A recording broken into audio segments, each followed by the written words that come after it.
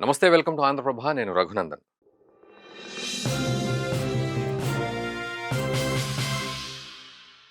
జనరల్‌గా ఎవరైనా చనిపోతే వాళ్ళను ఐదర్ పూడ్చిపెట్టడం గానీ, లేదా కాల్చడం గానీ చేస్తారు. జపాన్‌లో వాళ్ళ సంప్రదాయం ప్రకారం, అక్కడున్న రిలీజియస్ ప్రాక్టీసెస్ ప్రకారం కాల్చడం చేస్తూ ఉంటారు. అయితే అక్కడ ముస్లిం పాపులేషన్ గూడా ఉంది. సో, అక్కడి గవర్నమెంట్ ఏమంటోందంటే, కొన్ని సంవత్సరాలుగా నడుస్తున్న ఇష్యూనే మళ్ళీ రీట్రేట్ చేసి గవర్నమెంట్ ఏమంటుందంటే, మీకు ఎవరైనా చనిపోతే వాళ్ళను పూడ్చిపెట్టడం అనేది కుదరదు. వాళ్ళను కాల్చండి. లేదా మీకు ఇబ్బందవుతుంది, రిలీజియస్‌గా అడ్డంకులనిపిస్తున్నాయంటే, మీ సొంత దేశానికి తీసుకెళ్ళిపోండి ఆ శవాన్ని అనేది చెప్తూ ఉంది జపాన్. అక్కడున్న ముస్లిం పాపులేషన్‌కి. నిజానికి జపాన్ పాపులేషన్ అనగానే వాస్తవానికి 6,000 చిల్లర ఐలాండ్స్‌తో తయారై ఉంటుంది జపాన్. సూర్యుడు గూడా the land of rising sun అంటారు. జపాన్‌లోని ఒకానొక ప్రాంతంలో అక్కడే సూర్యుడు ఫస్ట్ కనబడతాడు అనే ఒక కాన్సెప్ట్ ఉంది. ఆఫ్‌కోర్స్ న్యూజిలాండ్, ఆస్ట్రేలియాలో గూడా కనపడతాడు సూర్యుడు ఫస్ట్ భూమి మీద తూర్పు వైపు అని ఉన్నప్పటికీ జపాన్ గురించి మనం చిన్నప్పటి నుంచి నేర్చుకుంటున్నాం. సో, మొట్టమొదటి సూర్యోదయం అక్కడే జరుగుతుంది ఒక ప్రాంతంలో అని జెప్పి. సో, ఇలా 6,800 ఐలాండ్స్ తోటి జపాన్ తయారైంది. సో, అక్కడ కొంత జాగా తక్కువ ఉన్నట్టుగా అనిపిస్తుంది. అదొక ఎత్తైతే, అక్కడ పాపులేషన్ గూడా దాదాపు మన ఆంధ్ర, తెలంగాణ అంతా కలిపి ఆల్‌మోస్ట్ 12,00,00,000 వరకు జపాన్‌లో పాపులేషన్ ఉంటుంది. సో, ఈ పాపులేషన్ విషయానికొస్తే ముస్లిం జనాభా అక్కడ గత కొన్ని సంవత్సరాలుగా పెరుగుతూ వస్తోంది. ఆఫ్‌కోర్స్ నిజానికి 1,10,000 నుంచి ఈరోజు 2.5, 3 లక్షల వరకు అయ్యింది. ఒక లెక్క ప్రకారం 3,60,000 మంది అంటున్నారు. ఇంకొక లెక్క ప్రకారం 2,50,000 మంది అంటున్నారు. సో, రఫ్‌గా చూస్తే ఒక 3,00,000 మంది అయ్యారు. సో, వీళ్లకు జపాన్ ఏం చెప్తోంది అంటే, చనిపోతే ఆహ్, దహనం చేయడమే తప్ప పూడ్చిపెట్టడం అనేది ఉండదు. మీకు జాగా దొరకట్లేదు ఇక్కడ. దొరకలేదు. మాకు కష్టం అని చెప్పేస్తున్నారు. మనకిక్కడ వెంటనే ఒక డౌట్ వస్తుంది. ఏమిటి? 12,00,00,000 మంది ఉన్న జపాన్‌లో, అంత పెద్ద ఐలాండ్స్‌తో కూడిన జపాన్‌లో, కంట్రీలో ఎన్నిటికో జాగా ఉంటుంది గానీ, ఇలా పూడ్చిపెట్టడానికి జాగా లేకపోవడం ఏంది? ఇది కావాలని కల్చరల్‌గా తొక్కేసేయడానికే చేస్తున్న పని అని ఒక డౌట్ రావచ్చు. ఆ మాత్రం జాగా గూడా లేదా అక్కడ అని జెప్పి. కానీ జపాన్ ఆ మాటను అలా చెప్పట్లేదు. తనేం జెప్తోంది అంటే, మీరు రండి, మా దేశానికి రండి. కాకపోతే ఒక వర్కర్‌లాగా అంటే స్కిల్‌ఫుల్ వర్కర్‌లాగా ఒక ప్రాజెక్ట్‌కి సంబంధించి గానీ, బిజినెస్‌కి సంబంధించింది గానీ, ఉద్యోగం పరంగా గానీ, మీరు ఏ దేశం నుంచైనా రండి. కానీ కల్చరల్‌గా మీ డామినేషన్ మాత్రం నడవదు. ఈ పాయింట్ మనం గుర్తుపెట్టుకోవాలి. కల్చరల్‌గా మీ డామినేషన్ అనేది నడవదు అనేది. మనందరికీ తెలుసు, మన భారతదేశంలో మన తోటి ముస్లిం సోదరులు ఎంత హాయిగా ఉంటారు. వాళ్ళ రిలీజియస్ ప్రాక్టీసెస్‌ని వాళ్ళు చక్కగా చేసుకుంటే ఎంత హాయిగా ఉంటారు. అట్లా అండ్ మనం బంగ్లాదేశ్‌కి పోతే అక్కడ మైనారిటీలుగా ఉన్న హిందువులు ఎంత దారుణమైన పరిస్థితులు అనుభవిస్తున్నారు. ఇది గూడా మనం ఆలోచించాలి. పాకిస్తాన్‌లో హిందూ పాపులేషన్ ఎలా తగ్గుతూ వస్తోంది. సంవత్సరానికి 1000 మంది హిందూ అమ్మాయిలను ఫోర్స్‌ఫుల్‌గా ఇస్లాంలోకి కన్వర్ట్ చేసుకునే పరిస్థితి పాకిస్తాన్‌లో ఉంది. అండ్ బంగ్లాదేశ్‌లో గూడా హిందూ పాపులేషన్ తగ్గుతూ వచ్చి 1971లో 26% 27% ఉన్న పాపులేషన్ ఇప్పుడు కేవలం 7.9% వచ్చింది బంగ్లాదేశ్‌లో. ఇంకా అది డ్రాస్టికల్‌గా చేంజ్ అవుతూ వస్తోంది. నేపాల్ లాంటి దేశంలో హిందువుల సంఖ్య ఎక్కువగా ఉన్నప్పటికీ అక్కడ క్రిస్టియానిటీ అండ్ ఇస్లామిజం పెరుగుతూ వస్తోంది. రేషియో వైస్ అది పెరుగుతూ వస్తోంది. సో, కన్వర్షన్స్ అనేవి ఎక్కువగా జరుగుతూ ఉన్నాయి మిగతా దేశాల్లో. మన దేశంలో గూడా కన్వర్షన్స్ అనేవి జరుగుతూ ఉన్నాయి. కాకపోతే మన పాపులేషన్‌తో కంపేర్ చేస్తే అవి చిన్నగా అనిపిస్తుండొచ్చు గానీ, సమస్య మాత్రం చాలా పెద్దది. సో, కల్చరల్‌గా ఇంత అప్ అండ్ డౌన్స్ ఇక్కడ అవుతున్న తరుణంలో, సుఖంగా మైనారిటీలు మనకిక్కడ ముస్లింలు ఉన్న తరుణంలో, అక్కడికి వెళ్తే జపాన్‌కి వెళ్ళిన సందర్భంలో చూస్తే మాత్రం కల్చరల్‌గా మీ డామినేషన్‌ని మేము ఒప్పుకోము అని జపాన్ కఠినంగా చెప్తోంది. మీ అందరికీ తెలుసు, అక్కడ తొలి మహిళా ప్రధాని అయింది సనాయి టకాచి అనే మహిళ. ఆవిడ చాలా స్టబర్న్‌గా ఉంటోంది. అయితే వాళ్ళేమంటున్నారు, ఇందులో పూర్తిగా నా యొక్క అభిప్రాయాన్ని చెప్పకుండా వాళ్ళేమంటున్నారనే విషయాన్ని చెప్తే, మీరు దాన్ని చక్కగా కామెంట్ రూపంలో తెలియజేయండి. అండ్ మా ఛానెల్‌ని దయచేసి సబ్స్క్రైబ్ చేసుకోండి. సో రకరకాల కంటెంట్స్ తోటి మీ ముందుకు వస్తూ ఉన్నాం ఆంధ్రప్రభలో.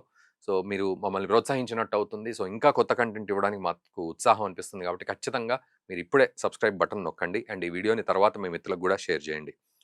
అయితే when you are in Rome be a Roman అని మనం చిన్నప్పటి నుంచి చదువుకున్నాం. అంటే రోమ్‌లో ఉంటే రోమన్ లాగానే ఉండాలి నువ్వు అక్కడి ప్రాక్టీసెసే. అట్లాగే when you are in Japan do as Japanese does అన్నట్టుగా ఉంది సిట్యుయేషన్. సో జపానీస్ వాళ్ళు ఏం చేస్తే మనం కూడా అదే చెయ్యాలి. అంటే అక్కడికి వెళ్ళిన ముస్లింల గురించి వాళ్ళు చెప్తూ ఉన్నారు. అయితే సో వాళ్ళ పాపులేషన్ విషయానికొస్తే అక్కడ కొంచెం ఈ ఈ ఇటువంటి విషయాల్లో ఇబ్బందవుతోంది. సో దీని విషయంలో Japan cannot restructure its funerary system. Cultural consistency matters. Foreign residents must respect long standing national traditions.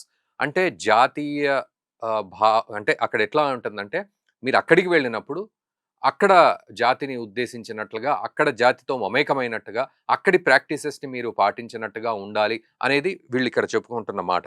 So అక్కడి ట్రెడిషన్స్ని వెళ్ళిన వాళ్ళు పాటించాలి అనేది వాళ్ళు చెప్తున్న మాట. Her statement return the remains to their own countries అని చెప్పి మాట్లాడింది. అంటే ఏంటంటే అది నచ్చకపోతే మీరు మీ దేశానికి పంపించేసుకోండి అంతే. సో ఇక్కడ రచ్చరేగిందనమాట సిచ్యువేషన్. సో ఇది కల్చరల్గా కావాలని తొక్కేస్తున్నట్లు, తర్వాత ఇమిగ్రేషన్ విషయంలో చాలా లిమిట్స్ పెట్టినట్టు, తర్వాత రిలీజియస్గా వాళ్ళని ఇబ్బంది పెట్టినట్టుగా కొంత ఆర్గ్యుమెంట్స్ నడుస్తోంది. బట్ స్టిల్ వాళ్ళు ఎక్కడ తగ్గట్లేదు. వాళ్ళు ఏమంటున్నారంటే we will welcome foreign labour.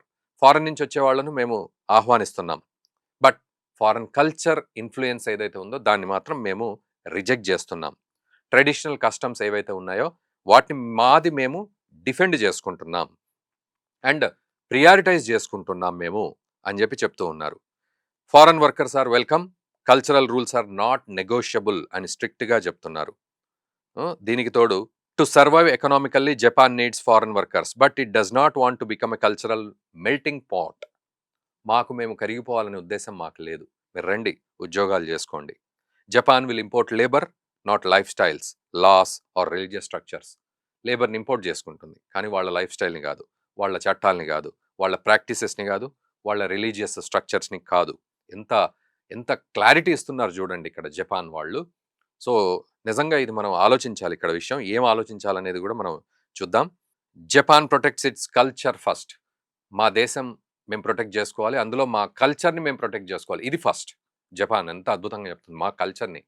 ఇక్కడ సనాతన ధర్మం అని మనం అనగానే కొన్ని శక్తులు పెట్టిరేగిపోతూ ఉంటాయి. ఏంటిది అని విమర్శిస్తూ ఉంటాయి. సనాతన ధర్మం ఎక్కడిది అని చాలామంది హిందువులే ప్రశ్నిస్తూ ఉంటారు. సెక్యులర్ కదా మనము అంటారు. సనాతన ధర్మం అంటే సెక్యులర్ అని అంటారు. మరి సెక్యులర్ మీనింగ్ ఏంటి? పూర్తిగా అర్థం కాని పరిస్థితి. Everything else comes second. Japan protects it's culture first, everything else comes second. This is not anti religion. అలా అని చెప్పి ఇది రిలీజన్కి యాంటీగా మాట్లాడుతున్నాము అని అనుకోవద్దు.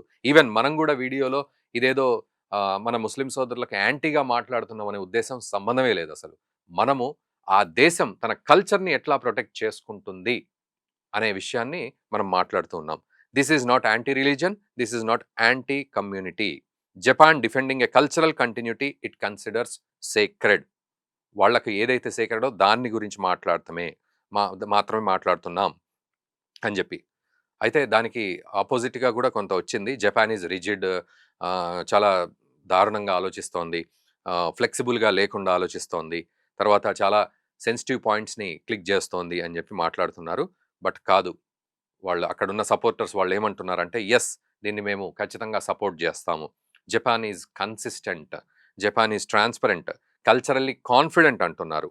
Unwilling to dilute its identity under pressure. ఒక ప్రెషర్కి పోయి మా ఐడెంటిటీని మేము కోల్పోవడం మాకు ఇష్టం లేదు అని చెప్పి. మీరు ఇక్కడ ఆలోచించండి, ఫోర్స్డ్ కన్వర్షన్స్ అనేవి ఎట్లా ఉంటాయి, ఎంత దారుణంగా ఉంటాయి అనేది. ఇందాక నేను అన్నట్టు పాకిస్తాన్లో సంవత్సరానికి 1000 మంది అమ్మాయిలను కన్వర్ట్ చేస్తారు కావాలని, రకరకాల రీజన్స్ తోటి. ఇంకా అది చాలా తక్కువ డేటా నేను చెప్పేది. బట్ స్టిల్ ఫోర్స్ఫుల్గా ఎటువంటి కన్వర్షన్స్ ఉండవు మా దగ్గర, మా కల్చర్ మేము కాపాడుకుంటాం అని చెప్పి. సో ఈ రకంగా ఉంది. సో మేము కల్చరల్గా మా యొక్క ప్రాధాన్యతను మేము ఇచ్చుకుంటాం. ఐడెంటిటీ పరంగా జాతీయ స్థాయిలో మేము చాలా క్లారిటీగా ఉన్నాం అని చెప్పి చెప్తుంది. Whether the world agrees or disagrees, the message is unmistakable. In Japan, Japan comes first. జపాన్లో జపానే ఫస్ట్. మరి భారత్లో ఏమిటి అనేది మీరు కామెంట్ చేయండి. ఒకసారి కంపేర్ చేద్దాం. ఆఫ్‌కోర్స్ ఇక్కడ గూడా కొన్ని రకాల డిస్ప్యూట్స్ రావచ్చు. మన వీడియో చూసిన తర్వాత కొంతమంది మిత్రులు అమెరికాలో మరి హిందూయిజం గురించి మాట్లాడుతున్నారు గదా! దాని మీద ఇష్యూస్ అవుతున్నాయి గదా! అని. ఇదివరకు వీడియోలో గూడా కొంతమంది మాట్లాడారు. మరి అక్కడికి వెళ్లి మీరు పెద్ద పెద్ద విగ్రహాలు గడుతున్నారు గదా! అని జెప్పి. ఈవెన్ దాన్ని గూడా డిబేట్ చేయొచ్చు మనం. ఎందుకంటే ఇది ఫోర్స్‌ఫుల్‌గా చేస్తున్న పనా? లేకపోతే జస్ట్ రిలీజియస్ ప్రాక్టీసా? లేకపోతే వాళ్ళ కల్చర్‌ని దెబ్బతీసే ప్రయత్నం జరిగిందా అక్కడ? లేకపోతే మన దగ్గరే మన సొంత కల్చర్‌ని మనం పోగొట్టుకుంటున్నామా? లేకపోతే ఇతరులు మన కల్చర్ మీద దాడి చేస్తున్నారా? ఏదో ఒక పేరు జెప్పి. అండ్ జపాన్‌లో కేవలం 3,00,000 మంది ముస్లింలు ఆ కల్చర్‌ని అక్కడ పూర్తిగా పాడు చేస్తున్నారా? ఇవన్నీ గూడా చాలా థిన్ లైన్స్ ఉంటాయి ఇందులో. బట్ జపాన్ వాళ్ళు మాత్రం ఎక్కడా ఇది యాంటీ రిలీజియస్, యాంటీ కమ్యూనిటీగా చెప్పట్లేదు. కేవలం వాళ్ళ కల్చర్‌ని కాపాడుకునే ప్రయత్నంలోనే మనం అక్కడికి వెళ్ళినప్పుడు వాళ్ళ కల్చర్‌ని ఫాలో అవ్వాలని చెప్తోంది. ఈ పాయింట్‌ని మీరు అర్థం చేసుకొని చక్కగా కామెంట్ చేయండి. అండ్ దయచేసి ఈ వీడియోని మీ మిత్రులకు గూడా షేర్ చేయండి. అండ్ ఇందాక నేనన్నట్టు my request is please subscribe our channel. Thank you very much.